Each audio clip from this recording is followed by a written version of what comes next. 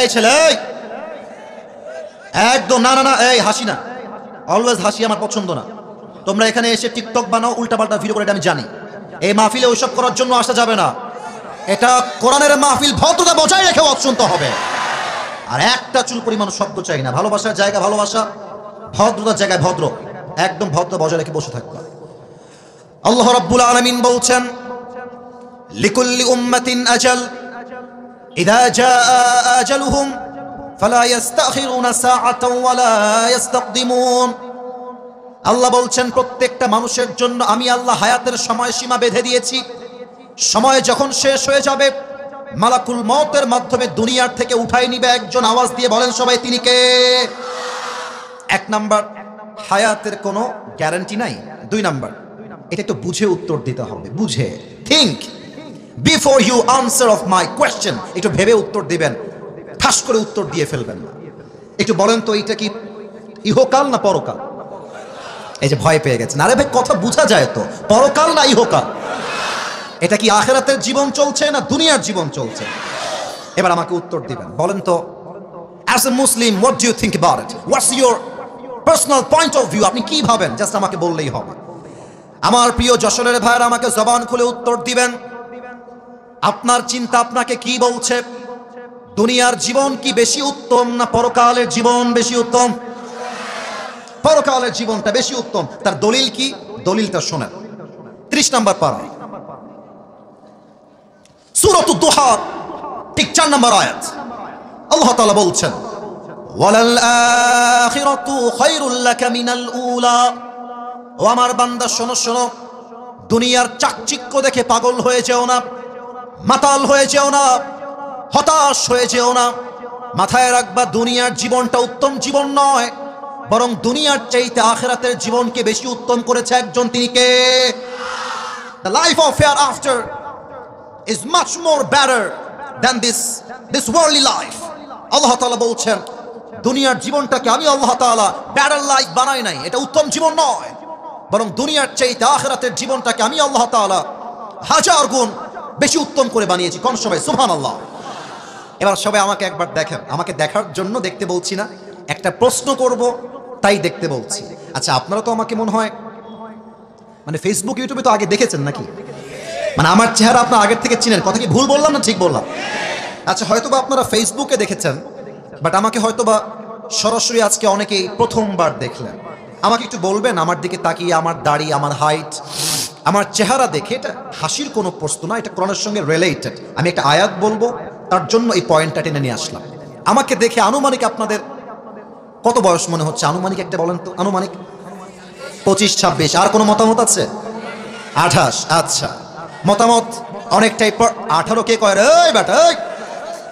আচ্ছা, এখানে কোনো মুরব্বী আব্বাজান বামে অথবা সামনে এমন কেউ কি আছেন যার বয়স 50 প্লাস, 50-এর বেশি? কার বয়স 50 প্লাস একটু ডান হাত তুলবেন। আব্বাজান বেয়াদবি নিবেন না। আব্বাজান 1 2 3, মাশাআল্লাহ, দেয়ার লট অফ পিপল, মাশাআল্লাহ। হাত নামান, হাত নামান। এবার আমাকে উত্তর দেন। এটা আমি কোরআন থেকে রেফারেন্স দিব এই মুহূর্তে, বুঝে উত্তর দেন। দুনিয়ার জীবনটা কি বেশি লম্বা না আখিরাতের জীবন বেশি লম্বা? তোমরা বামের ভাইরা, আমার কলিজা, তোমরা, ওরা আমার সঙ্গে কথা বলছে না, আমি জানি না কেন কথা বলছো না। তোমরা তোমাদের শত্রু না, হয়তো বা আমি তোমাদের কাছে অনেক ঘৃণার পাত্র হতে পারি, তুমি হয়তো আমার হেটার্স হতে পারো, বাট কথা বলো, কথা বলো। দুনিয়ার জীবনটা বেশি লম্বা না আখিরাতের জীবন বেশি লম্বা? কোরআনে আল্লাহ তাআলা বলছেন, 4 নম্বর পৃষ্ঠা, 30 নম্বর পারার সূরাতুন নাজিআতের সর্বশেষ 46 নম্বর আয়াত। আল্লাহ কি বলছে ভালো করে বোঝার চেষ্টা করবেন আমার প্রিয় যশোরের ভাইরা।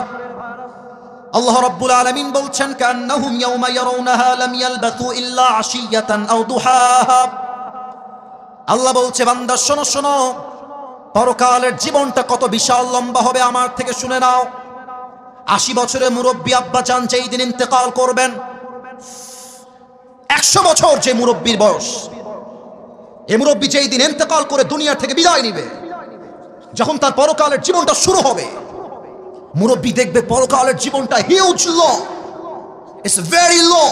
এত লম্বা সময় পরকালের জীবনটা হবে। সে ডাক দিয়ে বলবে, আল্লাহ, আমার কাছে মনে হচ্ছে আমার দুনিয়ার 80 বছরের জীবন, 100 বছরের জীবন আখিরাতের কাছে it is just like on morning or on evening. পুরো 100 বছরের জীবনটা পরকালে যাওয়ার পরে একটা সকাল কিংবা সন্ধ্যার মতো মনে হবে। আল্লাহু আকবার। How much long time it is, could you imagine that? কতটা লম্বা সময় হবে পরকালের জীবন। এটাই হচ্ছে আজকে আমাদের আলোচনার মূল বিষয়বস্তু।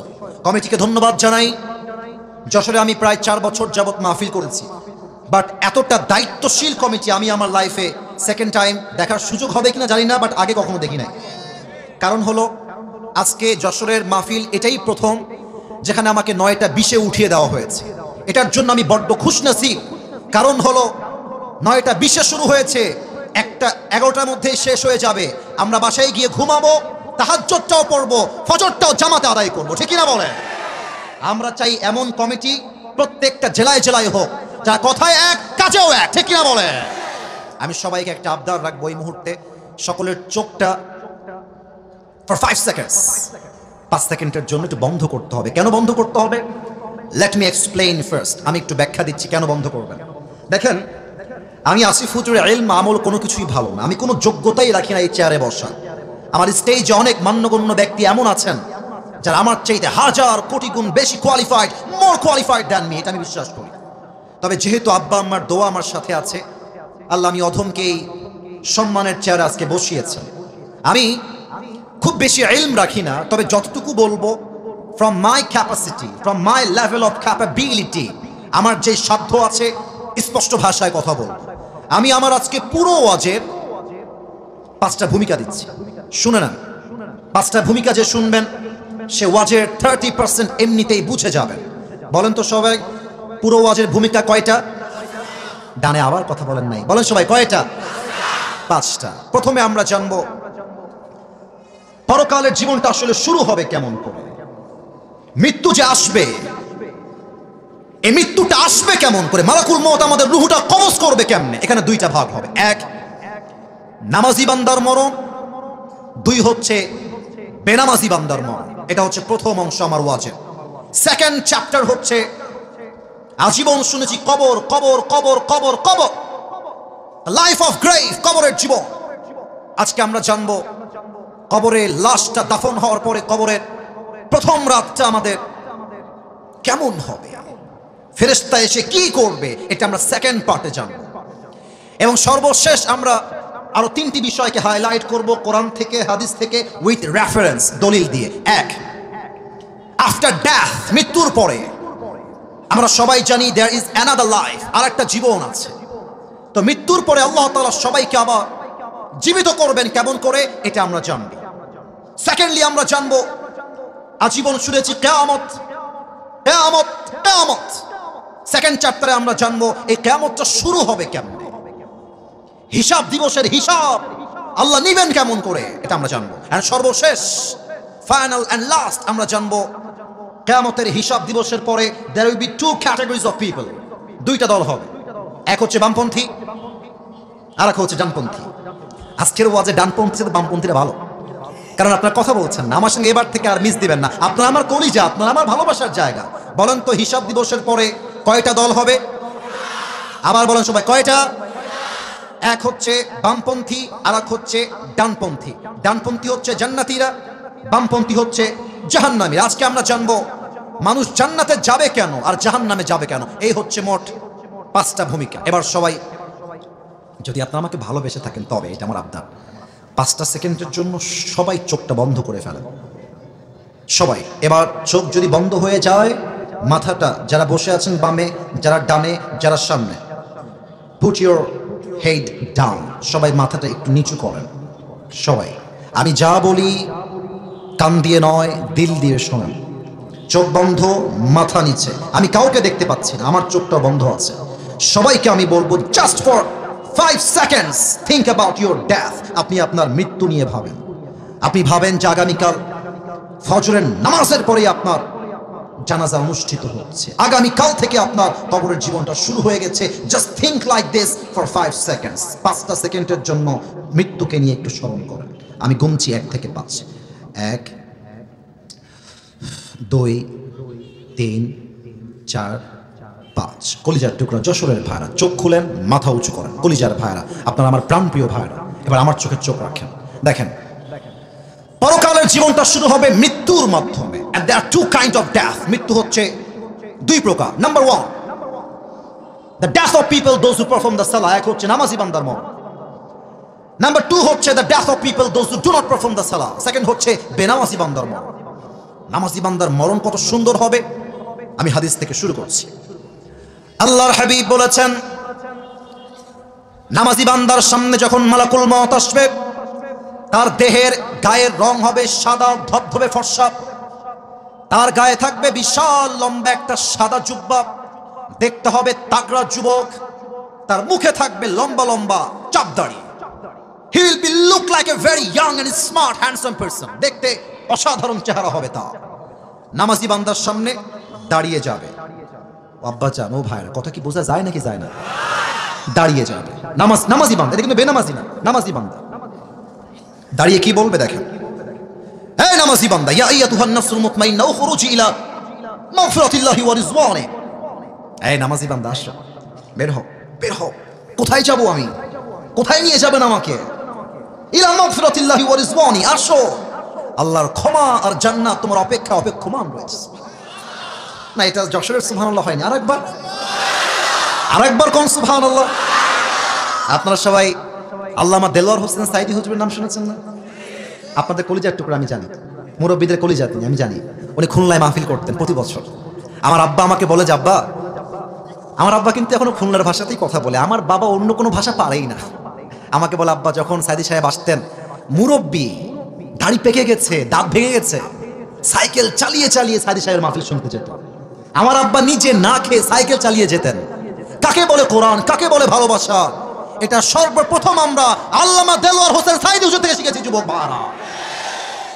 উনি একটা কথা বলতেন যে, তোমরা যদি অল্প কথায় বেশি ব্যবসা করতে চাও, অলওয়েজ খালি কইবার সুবহানাল্লাহ, আলহামদুলিল্লাহ, লা ইলাহা ইল্লাল্লাহ, আল্লাহু আকবার। যে যত জিকির করবে, জান্নাতে তার জন্য বিশাল লম্বা লম্বা গাছ তৈরি হয়ে যাবে, বিশাল লম্বা প্রাসাদ তৈরি হয়ে যাবে। সুবহানাল্লাহ। এই যে আপনার 2টা গাছের মালিক হয়ে গেলেন, আরেকবার পড়েন। 3টা গাছের মালিক হন, আরেকবার পড়েন সুবহানাল্লাহ। ইলা মাগফিরাতিল্লাহি ওয়া রিজওয়ানি, আসো, আল্লাহর জান্নাতের দিকে আসো, রূহটা বের হোক। আচ্ছা, আরেকটা হাদিস বলতে ভুলে গেছি। আমার হাতে এটা কি? জোরে ক্ষতি হবে, এটার নাম কি? টিস্যু। একটু দেখেন তো, এটা ডানের ভাইয়ারা, বামের ভাইয়ারা, আমার আব্বা জানরা, এটা কি গোল না চারকোনা?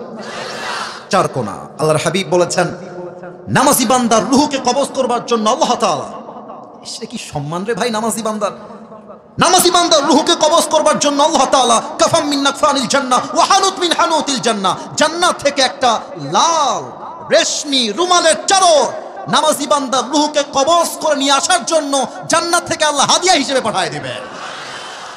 এটা হচ্ছে নামাজি বান্দার মরণ। বেনামাজির মৃত্যু বড্ড ভয়ঙ্কর, বড্ড ভয়ঙ্কর। মানে এই হাদিসগুলো আমি যখন বলি, তো এই দেখেন আমার গুসবাম হয়, we call it in English গুসবাম, আমার লোমগুলো দাঁড়িয়ে যায়, আর আমার অটোমেটিক নিজের ভেতরে আত্মাগুলো থরথর করে কাঁপে হাদিসগুলো শুনলে। বেনামাজি বান্দার সামনে যখন মালাকুল মউত আসবে, তার দেহের পুরো চামড়া রং হবে নীলাভ বর্ণের চেহারা, 2টা চোখ হবে লাল টকটকে চোখ। হাদিসে আসছে, মালাকুল মউতের পা থাকবে জমিনে, হেড তথা মাথা থাকবে বিশাল লম্বা আকাশ বরাবর। বেনামাজি বান্দা যখন মালাকুল মউতের চেহারা প্রথমবার দেখবে, মালাকুল মউতের ভয়ঙ্কর চেহারা দেখার সঙ্গে সঙ্গে তার দেহের মধ্যে একটা কম্পন তৈরি হয়ে যাবে, থর থর থর থর থর থর করে কাঁপবে। আর মালাকুল মউত বেনামাজি যুবক, বেনামাজি মুরব্বী, বেনামাজি যুবক, তার দিকে তাকিয়ে একটা ধমক দিবে। হাদিসে সে ধমকটাও আসছে, ইয়া আইয়াতুহান নাফসুল খাবিথা উখরুজি ইলা গাযাবিল্লাহ। এই বেনামাজি, বের হয়ে আয়, আল্লাহর গজবের দিকে, জাহান্নামের দিকে বের হয়ে আয়। একটা ধমক খেয়ে বেনামাজি বান্দার রূহটা ভেতর থেকে চিড়ে ফেরে ডান দিকে বের হয়ে যাবে। একবার ডান দিকে দৌড় দিবে, আরেকবার বাম দিকে দৌড় দিবে, আরেকবার মালাকুল মউতকে দেখে পেছনের দিকে দৌড়ে পালিয়ে যাবে। যশোরের ভাইরা, আমার বাম হাত দেখেন, look at my left hand, বাম হাত দেখেন। আমি হাদিসটা আপনাকে প্র্যাকটিক্যালি বোঝাচ্ছি সেই দৃশ্যটা কেমন হবে সেই দিন বেনামাজির জন্য। মালাকুল মউত যখন দেখবে রুহটা আমার হাতে আসছে না, একবার বামে যায়, একবার ডানে যায়, একবার ব্যাক সাইডে পালিয়ে যায়, ঠিক সেই মুহূর্তে মালাকুল মউত তার বাম হাতটা জাস্ট লাইক দিস পজিশন বাম দিকে নিবে, আর পেছন থেকে মালাকুল মউত তার সমস্ত শক্তিকে এক করে বেনামাজি রুহের দিকে একটা থাবা দেবে। আর যখন রুহটা তার বুক থেকে এমনি টেনে হিচড়ে বের করবে, হাদিসে আসছে একটা জীবিত ছাগলকে যাবেহ না করে তার চামড়া যদি কেউ ব্লেড দিয়ে এমনি টেনে হিচড়ে ছিঁড়ে ফেলে, ওই ছাগলটা যে পরিমাণ কষ্ট হয় তার চাইতে কমসে কম 70 গুণ বেশি কষ্ট দিয়ে বেনামাজির রুহকে কবজ করা হবে। বলেন সবাই নাউজুবিল্লাহ। 70 গুণ বেশি কষ্ট। রুহ যখন কবজ হয়ে যাবে, লাশটা মাটিতে, দেহটা পড়ে থাকবে, বাস মৃত্যু শেষ। মসজিদে মাইকে এলান হয়ে যাবে, অমুক এলাকার মুরব্বী, অমুকের বাবা, অমুকের